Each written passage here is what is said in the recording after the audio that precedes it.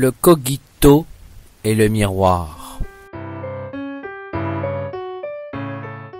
Quelquefois, je me demande si le monde n'est point une illusion.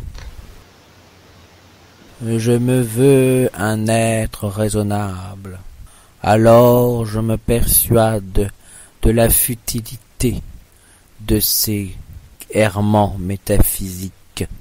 Il suffit de constater que trouver une réponse à ces questions ne servirait à rien.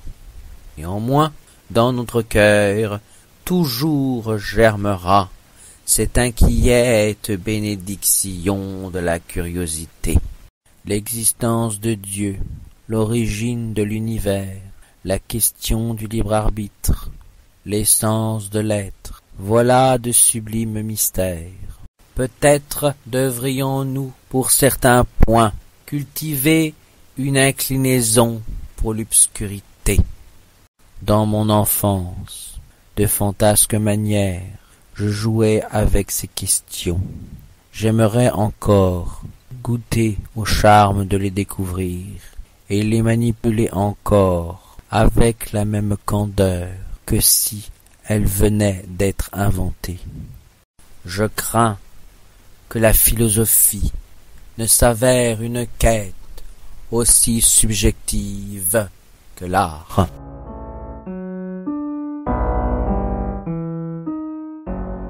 Face au monde, il n'existe aucune option. Il ne nous est donné que la possibilité d'être ou de n'être pas. Nous voilà dans un choix absolu. Soit nous prenons le monde tel qu'il se présente, soit nous le refusons tout à fait. C'est à prendre ou à laisser, s'exclament les aigrefins.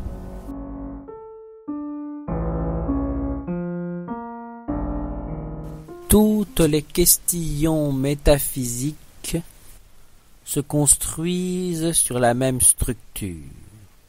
Est-ce que X existe? Soit X, un truc que je définis à peu près de la sorte. J'emploie à dessein le vocable truc, car, à l'exception de sa piètre extraction sociale, il signifie la même chose que être. Cette vulgarité désacralise la question de l'essence de l'être.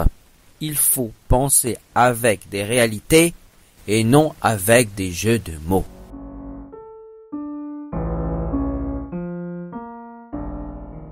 Si, semblablement à Descartes, je considérais l'idée de douter de tout, et que mes sens ne me pussent rien dire du réel, alors je regarderais le cogito cartésien comme efficient.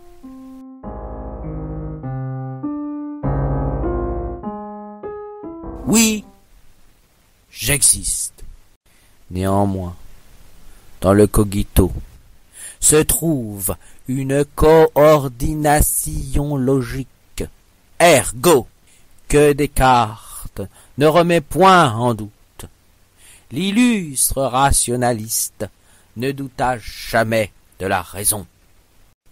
Heureusement, il existe une variante du cogito. Reprenons. Je me demande si le monde n'est pas une illusion. Qui formule cette question?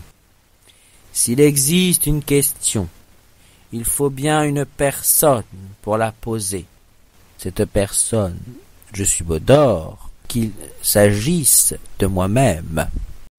Et si nous émettions l'hypothèse qu'il existerait une question, mais personne pour la poser, alors je me demande quel intérêt il existerait à poser une question si nul ne se présentait pour la poser ou pour entendre la réponse. D'aucuns blâmeraient le caractère solipsiste de cette analyse. Je le confesserai volontiers.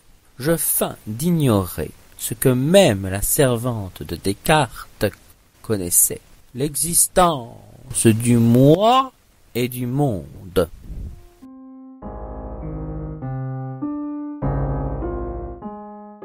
Après avoir démontré sa propre existence par le cogito, Descartes s'efforce de démontrer l'existence de Dieu.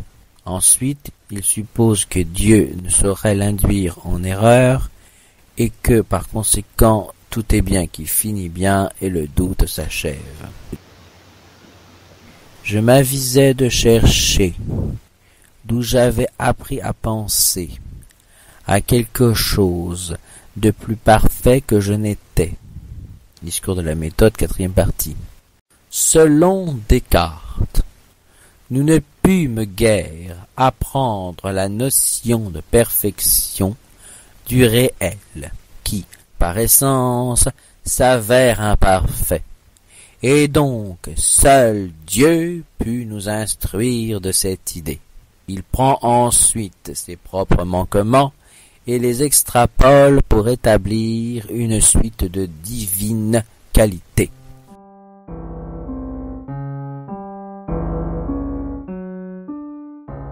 Cette manœuvre, outre son outrecuidance, oublie que Dieu, dans sa perfection, contient des qualités dont nous ne saurions même point entendre la nature. De plus, il apparaît possible de disposer d'une idée de perfection sans que Dieu l'ait insérée dans notre esprit. Nous ne connaissons point seulement les choses par l'expérience, mais aussi par le raisonnement. C'est, à savoir, l'association de concepts. L'esprit humain peut forger l'idée de perfection à partir d'éléments imparfaits. D'ailleurs, j'ignore s'il existe des exemples concrets de réalités touchant à la perfection.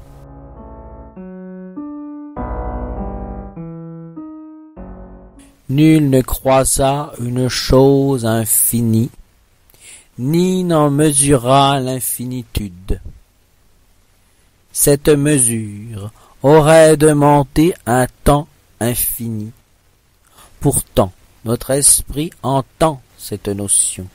D'où vient-elle?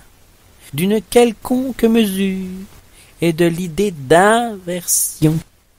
Il suffit de considérer une mesure finie et d'inverser cette notion pour créer l'infini. Les licornes n'existent pas. Néanmoins, cette chimère s'invente en associant l'idée d'équidé avec celle des cornes propres aux bovidés. Une jument avec une corne de vache.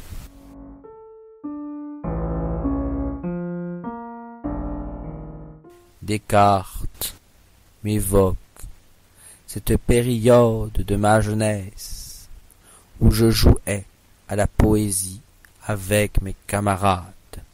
Le temps a aboli le poème de ma jeunesse.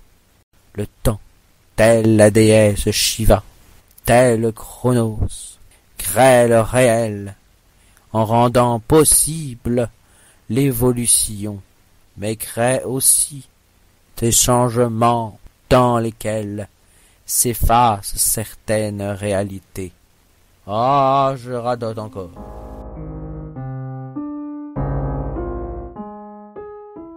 Voici enfin la dernière frontière avant le trépas. Je n'eus l'illusion d'exister que lorsque j'ergotais. Voilà une furieuse douceur que de coucher sur ces pages blanches mes noirâtres et illisibles inscriptions. Me voilà sénescent, mais qu'il est doux, au moment de mourir, de se donner l'impression de comprendre notre destinée.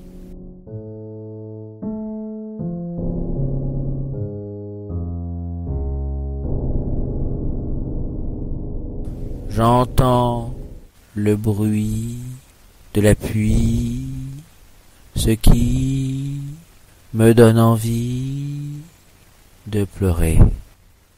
Dans la contemplation du vide qui m'entoure, je cherche en vain un quelconque sens mystique, irrationnel mais douce cérémonie.